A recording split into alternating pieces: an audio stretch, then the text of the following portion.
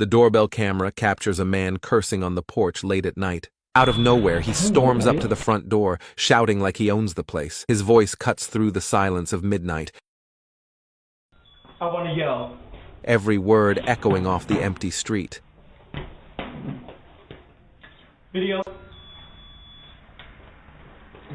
Tax collectors at your door. The owners stay silent, but the camera catches it all. We can't answer the door right now, but if you'd like to leave a message, you can do it now. Am I speaking your budget yet? Saturn. I don't give a fuck.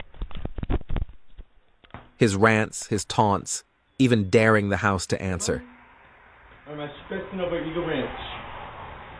Weatherford is main castle. HOA. Then it turns darker. He lives here. He mutters about cameras, neighbors. Too many cameras. It's not every house, or just this north side. The HOA. For no one to buy. Like a man possessed. This midnight visitor is a reminder. Lock your doors, trust your cameras, and never underestimate what paranoia can bring to your doorstep.